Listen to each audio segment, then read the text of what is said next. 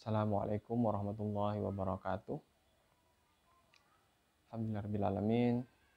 Wabillahi nasta'in, amma ba'du. Teman-teman sekalian, kita hari ini jumpa lagi pada perkuliahan daring. Ini pertemuan pada tatap muka yang kedua. Yang kedua. Hari ini kita akan membahas persoalan toharoh. Tapi kita tidak akan membahas toharoh itu secara luas, tapi kita fokuskan pada satu ibadah saja, fikih ibadah saja, yaitu tentang wudhu. Tentang wudhu. Jadi toharoh itu ada bersuci dari hadas besar, terus kemudian yang kedua bersuci dari hadas kecil. Nah, wudhu ini salah satu cara untuk bersuci dari hadas kecil. Bagaimana tata cara berwudhu? Ya, semuanya sudah tahu seperti yang saya sampaikan sebelumnya bahwa fikih ibadah ini adalah fikih yang sepertinya itu sudah di luar kepala karena menjadi rutinitas kita setiap hari yang selalu kita kerjakan. Tidak tahu lagi kalau kemudian sholatnya bolong-bolong, atau kalau kemudian jarang berwudu. Ini yang sulit dimengerti atau dicerna dengan akal sehat. Berwudu itu sebagai syarat. Jadi kalau kemudian teman-teman semuanya sholat tapi tidak berwudu, maka wudunya tidak sah. Bagaimana tata cara berwudu? Ya, berwudu sebagaimana pada umumnya. Ya, ada beberapa bagian tubuh kita yang harus kita basuh. Yang pertama yaitu wajah, terus kemudian kepala yaitu sebagian rambut, terus kemudian tangan, terus kemudian kaki. Jadi mulai ini, kalau tangan itu sampai ke bawah ini, terus kemudian kepala itu mulai sini sampai ke atas, terus kemudian kepala itu rambut secukupnya saja, terus kemudian kaki itu mulai mata kaki. Itu tata cara berwudu. Terus bagaimana dengan telinga? Telinga itu sunnah untuk dibasuh. Ini persoalannya, ada berapa persoalan dalam berwudu. Bagaimana ketika bagi perempuan? Bagi perempuan misalkan memakai kosmetik atau pakai pakai krim wajah dan sebagainya lah. Terus kemudian mungkin itu terlalu tebal sehingga tidak menyentuh kulit. Apakah itu sah wudunya? Itu tidak sah. Karena yang namanya berwudu itu harus menyentuh pada kulit. Jadi bagaimana kalau kemudian di resepsi pernikahan? Di resepsi pernikahan kadang kan mulai pagi sampai sore, kadang sampai malam. Jadi mungkin si manten ini eman untuk membasuh wajahnya. Karena kita tahu bahwa sekali make up itu membutuhkan sekian jam. Maka ya harus tetap dibasuh, tetap harus dihilangkan dulu agar wudunya itu sah. Bagaimana kalau kemudian tangan kita kena cat sehingga menjadi penghalang air itu menyentuh kulit? Maka tidak sah, wudunya tidak sah. Jadi harus dihilangkan dulu. Terkecuali misalkan ada bagian tubuh yang seharusnya kita basuh terus kemudian terluka, terus kemudian itu terluka, tidak boleh dibasuh, tidak boleh kena air. Itu tidak menjadi persoalan ketika hanya sebatas dibasuh pinggirannya saja. Terus kemudian bagaimana kalau kemudian salah satu tangannya patah, bukan patah, apa namanya, buntung. Apakah masih harus dibasuh? Ya kalau memang sudah tidak ada tangannya lagi, apa yang harus dibasuh? Ya tidak perlu.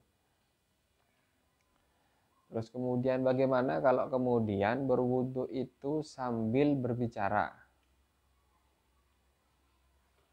Ya, sepertinya kalau itu saya belum baca seutuhnya, apakah hukumnya itu boleh atau tidak. Tapi yang pasti karena ibadah itu adalah kegiatan yang sakral, proses komunikasi kita dengan Tuhan, maka sebaiknya menjaga etika saja. Jadi berwudu jangan sampai berbicara, diselesaikan dulu berwudunya.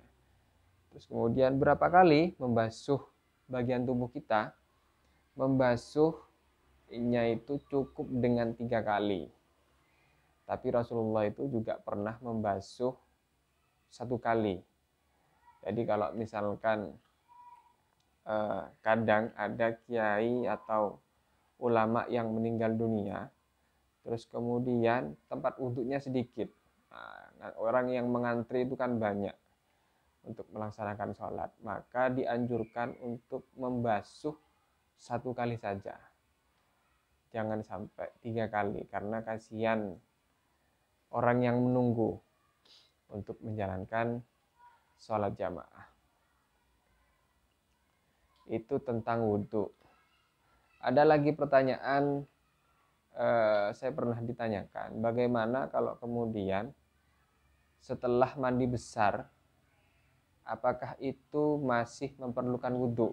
Kan sudah mandi besar. Nah, itu menurut Imam Syafi'i sama Imam Maliki itu tidak perlu wudhu lagi, karena sudah bersuci. Jadi mandi hadis besar itu termasuk juga membasuh yang diwajibkan dalam berwudu, dengan catatan ketika mandi besar itu tidak sampai menyentuh bagian yang tidak diperbolehkan, misalkan zakar sama dubur, karena itu kan bagian dari membatalkan wudu.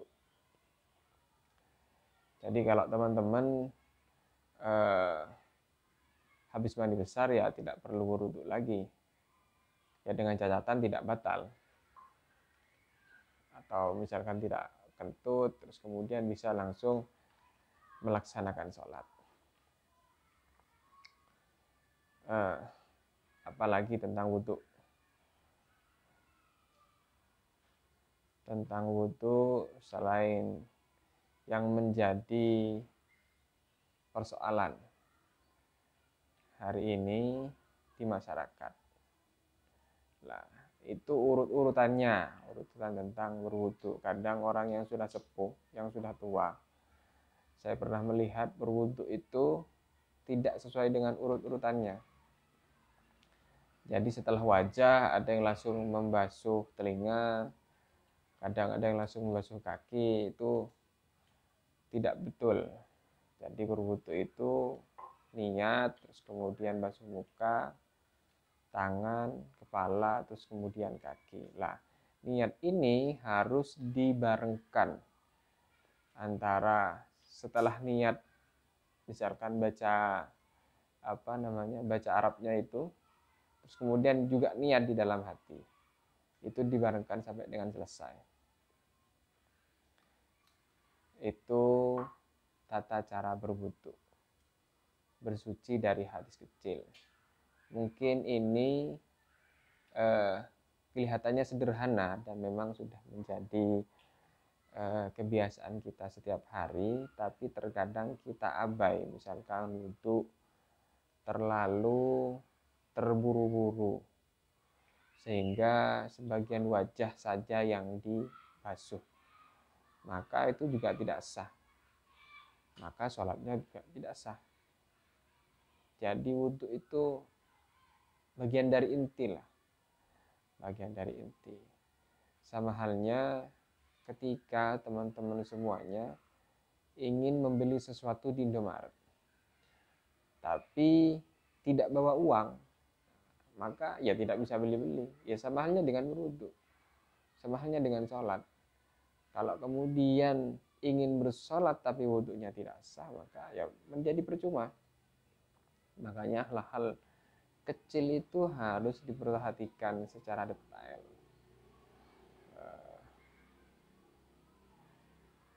Ya itu saja tentang wudhu atau toharoh. Mungkin minggu depan kita akan membahas tentang hadas besar. Tapi saya rasa pertemuan sebelumnya itu ketika di kampus itu saya sudah menyinggung sedikit banyak tentang toharoh, tentang hadas besar.